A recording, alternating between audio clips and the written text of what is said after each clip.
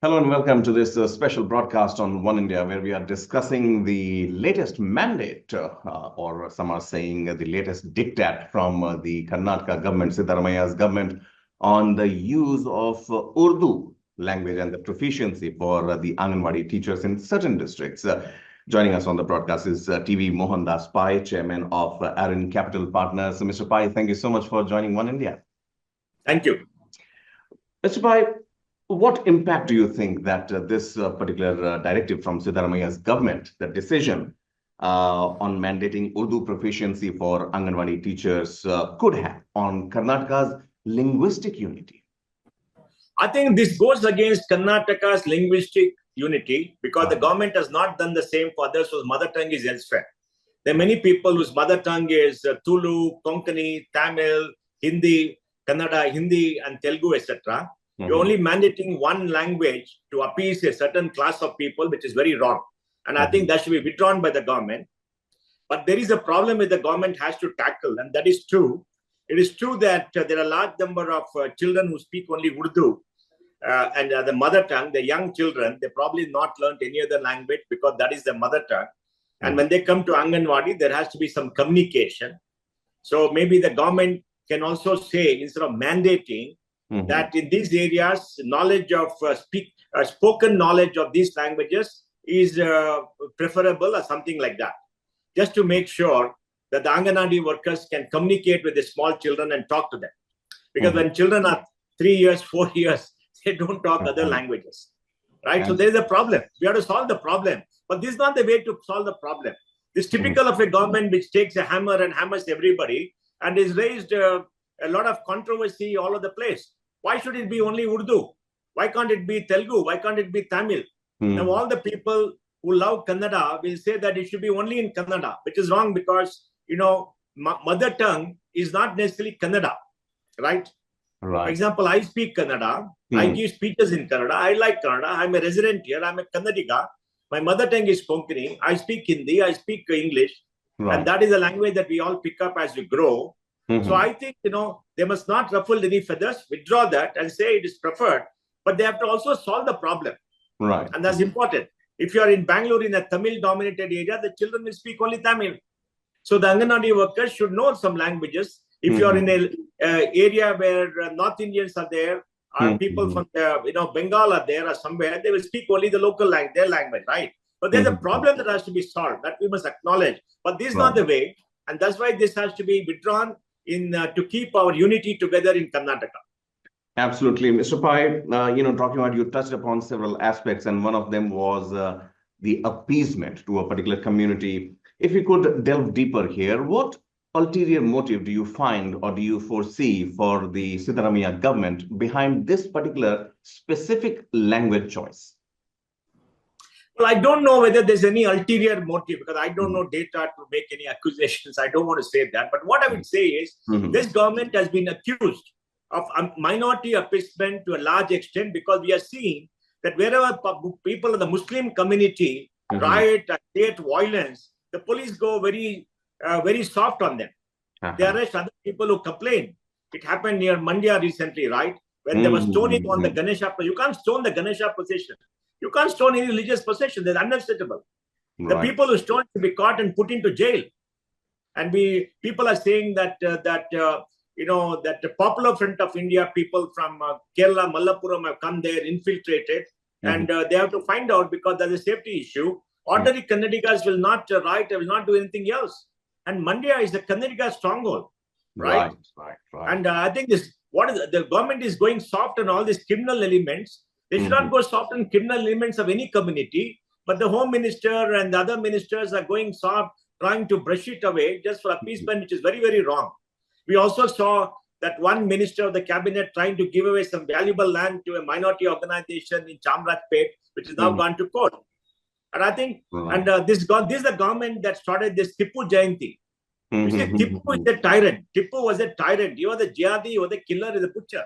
He has destroyed Konkani temples. I'm a Konkani. I'm a minority protected by the constitution.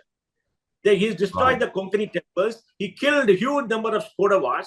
He marched 20,000 Mangalore Catholics from Mangalore to Srirangapatna, and then only 10,000 survived. when they went back, right? He has committed crimes against people of the state. And he was very clear that he wanted to convert everybody. He wrote about it. Tippu na Kanasu. He wrote about the book. He was very clear about what he wanted to do. He is not the kind of figure that you must promote. Because the Congress party wants to promote Tippu Jayanti is fine because it's a communal party. It's a political party. It's a communal party. But government cannot do it. Government has to take care of all interests. Absolutely. Government cannot do it. Government is supposed to take care of all interests and not take the side of some religious minority which they're doing. For example, the Konkani community in Karnataka is discriminated. We don't get the same benefits that Muslim gets being minorities, even though we are a linguistic minority protected by the Constitution. The Kodavas are discriminated. The Tuluas are discriminated. We're all minorities. There may be only some 10, 12 lakh Konkanis. 15% of Karnataka population, that's 1 crore people are Muslims. But we are the real minority, right? But we are being discriminated in many areas because we don't get all the benefits that the Muslims get. And that is clearly a case of minority, religious appeasement that this government is doing in a very big way. For example, they gave money for Christians, huge amount of money for Christians and Muslims, the budget. But did they give anything for the Kodavas? Did they give anything for the Konkanis? Did they give anything for the Tulus? No, they did not do anything. Coming to the specific point, sir. Absolutely. Given the essential role of the Anganwadi workers that they play in community outreach, do you think that language should be a criterion in their recruitment? And if so, should Kannada also have been given the equal importance? Look, Kannada should be given equal importance in Anganwadi and government schools in the state. On that, there is no dispute. Okay? Because this is a state language. Right. And my view is everybody who lives in the state, whether you're born in the state or you come from outside, should learn Kannada to speak, converse with people, because it is a way of showing respect for the local community where you are. True. I found that a North Indian lady who wrote the thing, if North Indians go away from Bangalore can be very offensive and very disturbing. That shows arrogance, lack of respect for the local community wherever you are. If I go stay in Bengal, I should learn Bengali to converse the Bengalis. I go stay in Chennai, I must learn Tamil. It's a way of showing respect to the people where I live.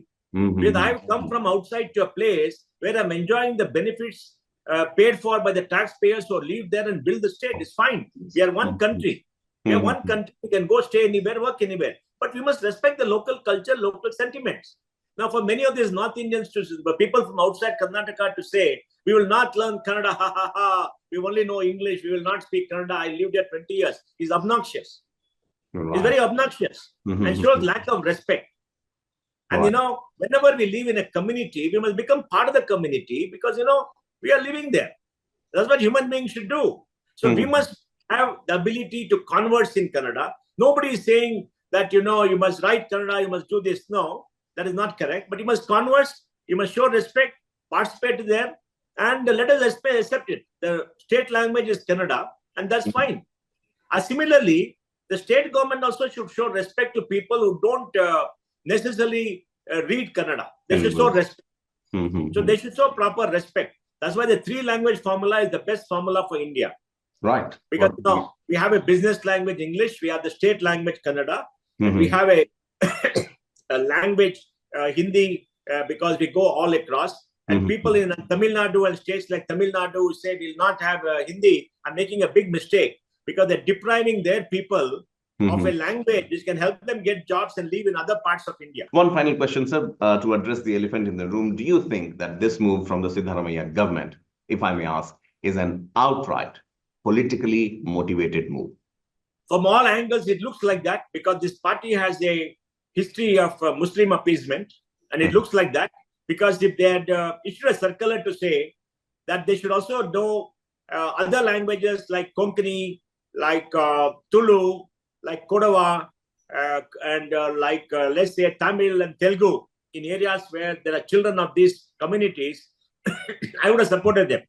Only to say Urdu in certain things, that's the wrong thing to do. Why do targeting only one group and one language? We speak multiple languages. But the point remains, in Anganwadi worker has to converse with children in the language the children understand, not what you understand.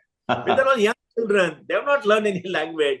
They speak the language at the home. Yes, they will pick up your language. Right. Just keep on them in Kannada, they pick up the language. They know children pick up very well.